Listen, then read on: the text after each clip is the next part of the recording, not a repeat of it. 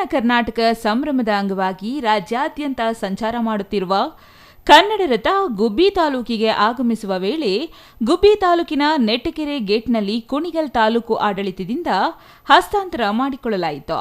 ರಾಜ್ಯಕ್ಕೆ ಕರ್ನಾಟಕ ಎಂದು ನಾಮಕರಣ ಮಾಡಿಕೊಂಡು 50 ವರ್ಷ ಪೂರೈಸಿದ ಹಿನ್ನೆಲೆಯಲ್ಲಿ ಕನ್ನಡ ಮತ್ತು ಸಂಸ್ಕೃತಿ ಇಲಾಖೆಯಿಂದ ಹೊರಡಿಸಿರುವ ಕರ್ನಾಟಕ ಸಂಭ್ರಮ 50ರ ಜ್ಯೋತಿ ರಥಯಾತ್ರೆ ಕುಣಿಗಲ್ ತಾಲೂಕಿನಿಂದ ಗುಬ್ಬಿ ತಾಲೂಕಿಗೆ ಆಗಮಿಸುವ ಹಿನ್ನೆಲೆ ಗುಬ್ಬಿ ತಾಲೂಕು ಆಡಳಿತದಿಂದ ತಹಶೀಲ್ದಾರ್ ಆರತಿ ಅವರು ಸ್ವೀಕಾರ ಪತ್ರವನ್ನು ಪಡೆದು ಆಹ್ವಾನಿಸಿದರು. ನೆಟ್ಟಕೆರೆ ಗೇಟ್ನಿಂದ ಸಿಎಸ್ಪುರ ಗ್ರಾಮಕ್ಕೆ ಆಗಮಿಸಿದ ವೇಳೆ ಶಾಲಾ ಮಕ್ಕಳು, ವಿವಿಧ ಸಂಘ ಸಂಸ್ಥೆಗಳು ಅದ್ದೂರಿ ಸ್ವಾಗತ ಕೋರಿದರು. ಬಳಿಕ ಮಕ್ಕಳಿಂದ ಸಾಂಸ್ಕೃತಿಕ ಕಾರ್ಯಕ್ರಮ ನಡೆಯಿತು. ಸಿಎಸ್ಪುರ ಗ್ರಾಮದಿಂದ ಗುಬ್ಬಿ ನಗರಕ್ಕೆ ಆಗಮಿಸುವ ವೇಳೆ ಹಿಂಡಿಸ್ಕೆರೆ, ಸುರಿಗೇನಹಳ್ಳಿ, ಕೆಜಿ ಟೆಂಪಲ್, ಜಿ ಹೊಸಹಳ್ಳಿ ಗ್ರಾಮದಲ್ಲಿ ಶಾಲಾ ಮಕ್ಕಳು, ರೈತ ಸಂಘ, ವಿವಿಧ ಸಂಘಗಳು ಅಭೂತಪೂರ್ವ ಸ್ವಾಗತ ಕೋರಿದರು. ಗುಬ್ಬಿಯಪ್ಪ ದೇವಾಲಯದಲ್ಲಿ ರಥಕ್ಕೆ ಪೂಜೆ ಸಲ್ಲಿಸಿ ಮೆರವಣಿಗೆ ಚಾಲನೆ ನೀಡಲಾಯಿತು.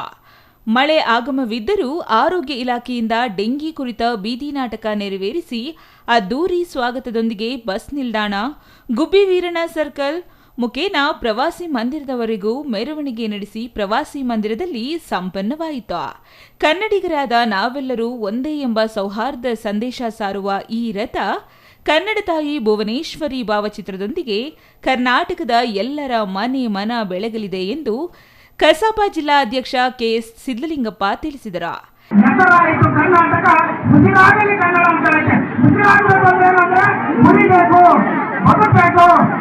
ಜೀವಂತವಾಗಿರಬೇಕು, ಚೈತನ್ಯವಾಗಿರಬೇಕು. ಮುದ್ರಾಟವಾಗಿದ್ರೆ ಏನಂತ ಬದುಕಿದ್ದೀವಿ ಅಂತ ನಾವು ಬದುಕಿದ್ದೀವಿ ಅಂದ್ರೆ ಕನ್ನಡ ಉಳಿಬೇಕು. ಅದಕ್ಕೆ ಸಿದ್ಧಾಂತಮೂರ್ತಿ ಅವರು ಹೇಳ್ತಾರೆ, ಕನ್ನಡ ಉಳಿದ್ರೆ ಕನ್ನಡಿಗ ಇರ್ತಾನೆ, ಕನ್ನಡಿಗ ಇದ್ರೆ ಕರ್ನಾಟಕ ಇರುತ್ತೆ. ಇದ್ಯಾವುದು ಯಾಕೆ ಕರ್ನಾಟಕ ಉಳಿಯಕ್ಕೆ ಸಾಧ್ಯ ಇಲ್ಲ. ಕರ್ನಾಟಕ ಉಳಿಬೇಕು ಅಂದ್ರೆ ಏನಾಗಬೇಕು? ಕನ್ನಡ ಇರಬೇಕು, ಕನ್ನಡ ಮಾತಾಡೋದಿರಬೇಕು. ಅದಕ್ಕೆ ಭಾಷಾವಾರ ಪ್ರಾಂತಗಳ ಆಧಾರದ ಮೇಲೆ ಕರ್ನಾಟಕ ಅಂತ ಹೆಸರು ಕೊಟ್ಟಿರೋದು. ಇನ್ನು ಈ ಸಂದರ್ಭದಲ್ಲಿ ತಹಶೀಲ್ದಾರ್ ಆರತಿ, ಕಸಾಪ ಅಧ್ಯಕ್ಷ ಯತೀಶ್, ಇಒ ಪರಮೇಶ್, ಉಪ ತಹಶೀಲ್ದಾರ್ ಮುತ್ತುರಾಜ್, ಕಂದಾಯ ನಿರೀಕ್ಷಕ ರಾಜಶೇಖರ್, ಎಸ್ ಕುಮಾರ್ ಹಾಜರಿದ್ದರು.